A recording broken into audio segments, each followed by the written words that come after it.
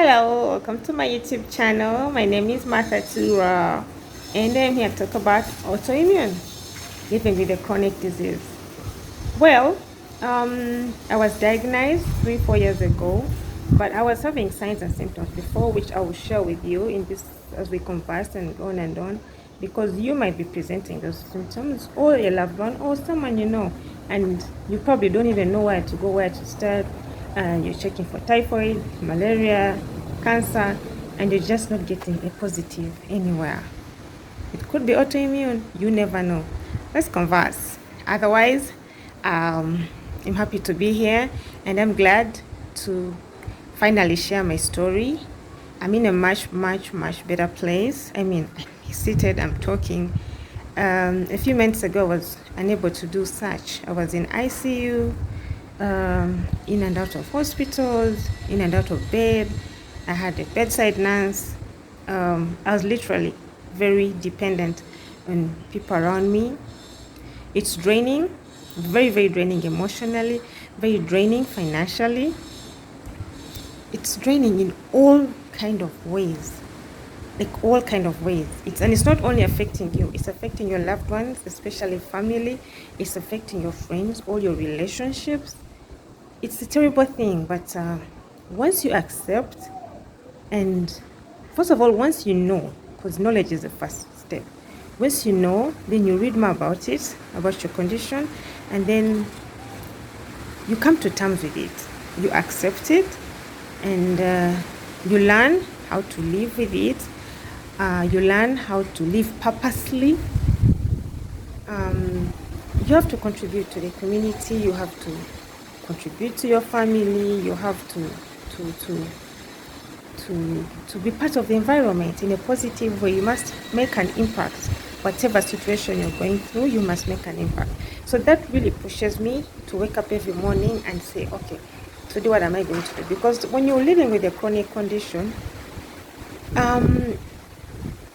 you make plans fine.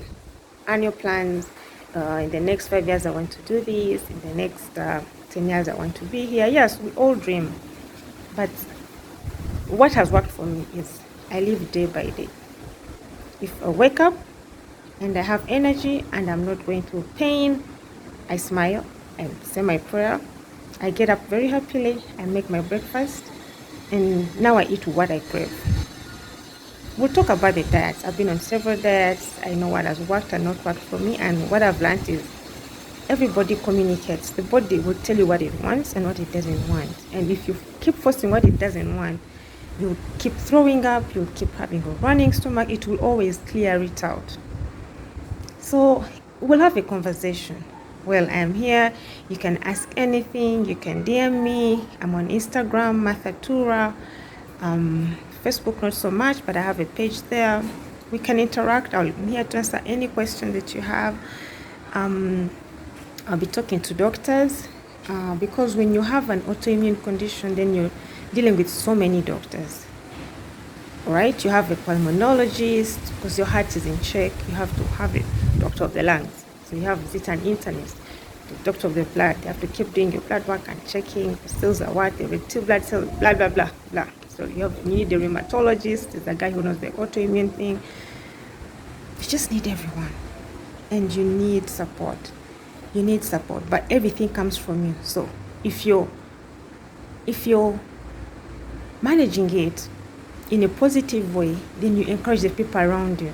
But if you're low about it and you've allowed it to beat you, and you're crying and you're depressed, because this thing pushes you in depression, but you have to get out. So if you keep in your cocoon and you're crying and you're saying, why me, why this, what, those questions that don't have answers are not going to help you. They're not going to take you anywhere. They've not worked for me, but I've been there because depression comes in. Hey, autoimmune, so far, apparently, the cause is unknown. And because of that, they say maybe it's hereditary, maybe you get it from here, it could be change of environment. I've not changed the environment. I've been in Kampala, just going in and out 2-3 days and I'm back. Say maybe if you work in a mine, my dear, I was at my same job, staying in the same place. And I just started showing up. The signs rather than symptoms started showing up. So you go in a certain state of depression because you look back, your family, no one is sick. No one, we've never heard of such a condition. No one has seen this. But good enough, one of my brothers is a medical doctor, Dr. Jack. So he's the guy I call, like I call all the time. What is this? I'm swelling, I have sausage fingers, my feet are swollen. And I would even laugh about it. I'd wake up and my fingers are so huge.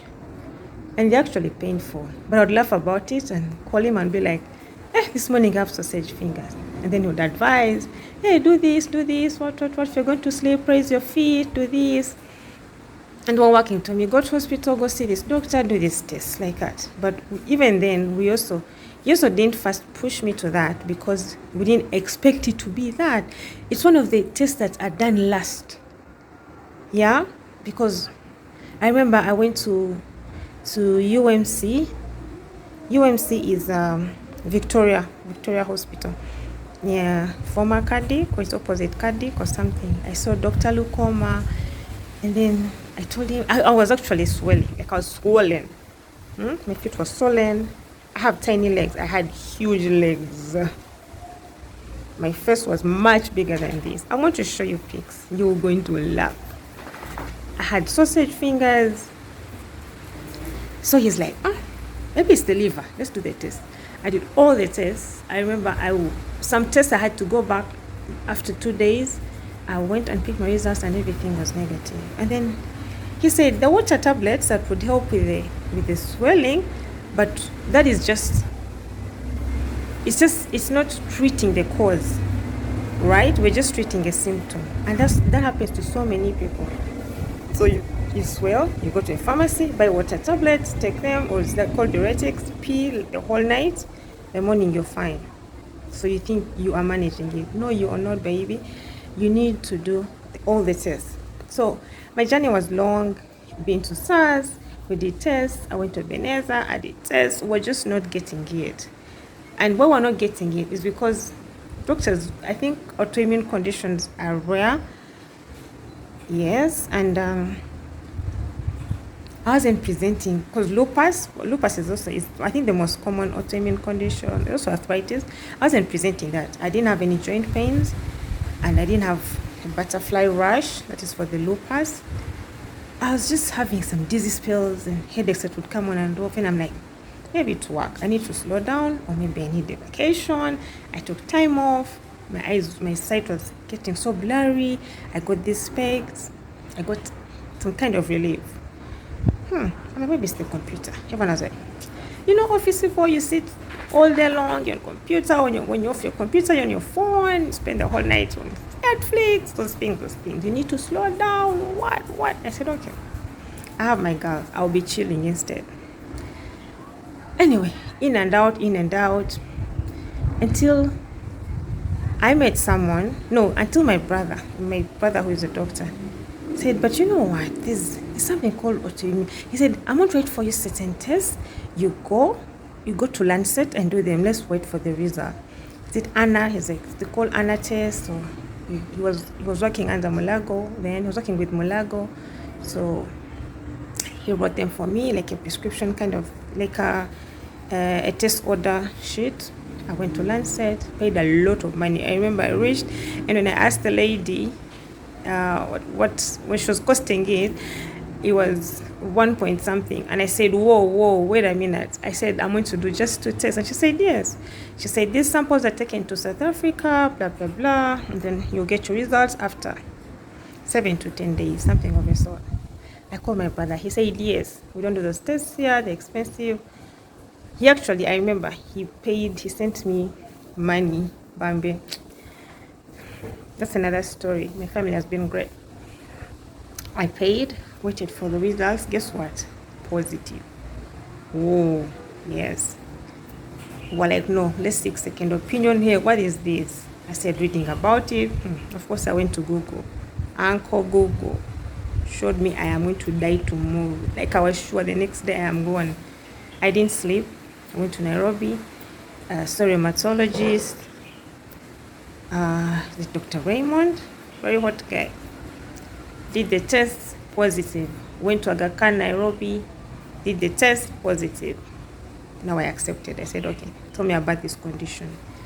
Yeah, so I started knowing about it. I started reading about it. Came here. There was only one rheumatologist in Uganda, apparently, Dr. Kaidu. God bless his soul. Very knowledgeable.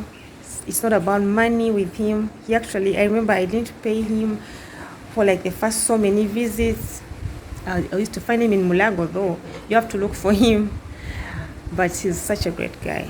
Very informed, and he kind of calms you down. He brings you to terms with it. So he told me about it. Like, yes. He's like, as a lady who was battling with it, blah, blah, blah. But then I was diagnosed with lupus. I said, okay. I came, started with my brothers, my family, my sisters. We said, okay, I have lupus. What is lupus? Started reading about it. I was so well versed. I'm telling them it does this and that and that. I called Christine. I knew me. She's a nutritionist. I told her about it, and she knew about it. She said, yeah, and I was so impressed. So she's like, no, you have to eat this, eat this, eat this. Let's try this. You're going to be fine. I went to my house, threw out everything in my fridge, shopped whatever she told me, started my journey on diet, started on meds. I'll come back with what happened next. And I am here. Ciao. Next time. Bye. God bless you. I love you.